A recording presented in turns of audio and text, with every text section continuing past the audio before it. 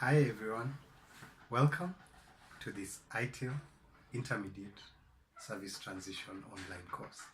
I'll be your trainer, Joseph. I look forward over the next hours to just help you understand how ITIL Service Transition works. Basically, this course will build upon your foundation knowledge to understand how to translate a service that has been designed into one that is operational. So let's get started. We have 8 topics that we're going to cover over the next few days. We'll start off with an introduction, then look at the principles and the processes, then managing people through transition. We'll also look at technology consideration, organizing for transition, then we'll look at implementing and improving service transition, and then finally, critical success factors, risks and challenges. So let's get started with chapter 1. So chapter 1 will be looking at purpose and objectives of service transition. We'll also look at the scope and the business value that we get from it. And then we'll look at what's the context of service transition within the whole ITIL service life cycle. So that's what we'll cover in chapter 1. So what's the purpose of service transition? The whole point, and that's what we'll be discussing over the next few days, is to understand that we want, through service transition, to make sure that new, modified, or retired services meet the expectations of the business as was envisaged during the design and the strategy of the service. That's the whole point. We just want to make sure, do we remember what was agreed in the strategy? Do we remember what was agreed in the design and has been documented? Okay, so how do we go about building it, testing it, and deploying it, and to make sure that at the end we get a service that provides value to the business based on the strategy and the design that we had. That's the whole point. Now, there are several objectives for ITIL service transition that we'll need to consider over the next few days as we look at this course. We want to make sure that we manage our changes well. So how we plan for services, how we plan for changes to services, and how we deploy those changes, that has to be controlled. Secondly, it's all about risk management. When you're going through transition, it creates some level of instability, and that introduces risks to an organization. We'll look at that in detail, but the main point is to make sure that throughout service transition, we manage and control any risks that are involved. Thirdly, we want to make sure that we successfully deploy services into production. These are services that have been created in design. We want to make sure that the deployment process is smooth, and at the same time, it does not interfere with current services that are running. Fourth, we want to set correct expectations for the business. What does the business expect from transition? We want to make sure that we manage the changes well. We want to make sure the deployments are done in the right way and in a way that meets business expectations. So we'll be looking at that in detail. Also, we want to make sure that the service changes that we're making provide value. So we'll always ask the question, when we want to make a change to a service, either introduce a new service, modify an existing services, or actually retire a service, how are we providing value to the business? We always, as IT, best practice service management, always have to think, where is the value coming from? We'll be looking at that. Also, we want to make sure that we get quality knowledge. So that's one thing we'll be looking at. How are we getting quality knowledge? How are we managing our knowledge? Do we have a strategy around knowledge? Are we managing the information and data which we need to make the right decisions about service delivery? We'll be looking at that in detail.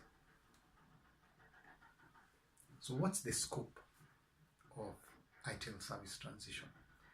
It first of all has to do with changes. So we have to look at changes across the board and look at, are they being managed well? Are they being introduced well? Are they being vetted? Are they being approved well? Are they being executed in the right way and reviewed after they are done? So we look at the whole life cycle of change management. Okay. The other thing we want to do is to ensure that we allow for innovation.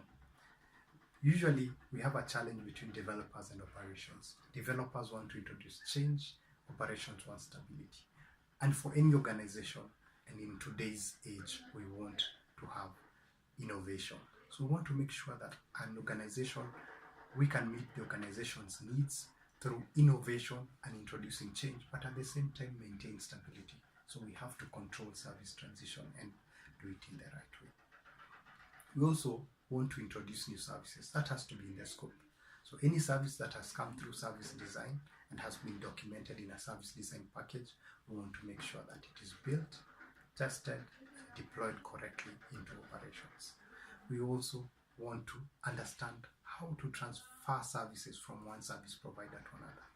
Based on organizational strategy, if an organization is going from insourcing to outsourcing or vice versa, then we want to make sure that the transfer is done in the right way. If we're moving from one service provider to another for strategic reasons or performance reasons or financial reasons, the transition has to be managed in the right way. That will be covered through service transition.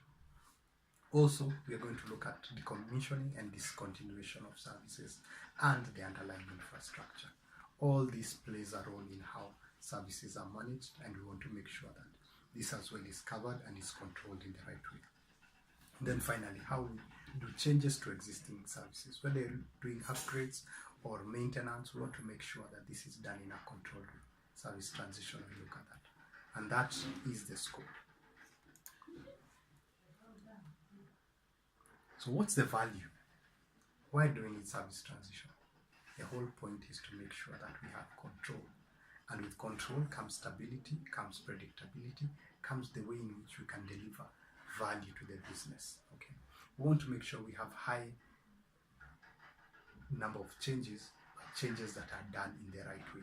We don't want a situation where we cannot respond to the business needs for changes, and when we're trying to respond, bring about instability in our services. We want to make sure there's changes to a cloud service or a legacy service or a mobile service, then all these services, any change that is driven by innovation or a problem or an incident, they are managed well. We also want to make sure that we manage the assets that we are using, the service assets, the underlying infrastructure, the applications, the systems. We want to make sure that we manage this as well, and we enable to get value from them through reuse and through other techniques to make sure that we get full value out of these services. We also want to make sure that we reduce delays that can come from clashes during service transition, because time is money, and especially when you're dealing with projects and you're having costly consultants and the company has invested significant amount of capital and wants return as soon as possible, we want to make sure that we organize our changes without delay. We'll be looking at that in detail. Okay. The other value is to reduce the amount of effort made, whether it's transition planning or support, project management, or external service providers, and whether we are introducing a new service, changes to an existing service, or retiring, we want to make sure that we reduce the effort. And as we do that, we also improve expectations. Get to understand what does the business expect, what do customers expect, and then manage this as a whole. Okay. Want to also have confidence, increase the confidence that the business have with IT, that anytime they give us a challenge to either bring up a new service or make changes or bring down a service, that we do it in the best way possible so that business understands what they need to do. Okay. Then we want to make sure that any service that we introduce, it's introduced in the right way. It will be maintainable, it will be cost effective.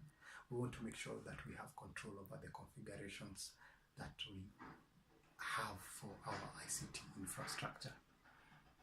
And then finally, service transition sits at the heart of the life cycle. In service strategy, we come up with the thought process about supporting the business strategy. In service design, we set up the service design package, and then this is translated into an operational service in service transition.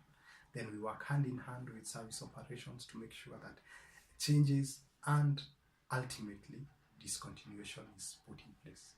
So what have we looked at? We've looked at the purpose, we've looked at the scope, and we've looked at the value, and we've looked at integration. That's introduction to service transition. Hope you've learned something, and we look forward to next time in chapter 2.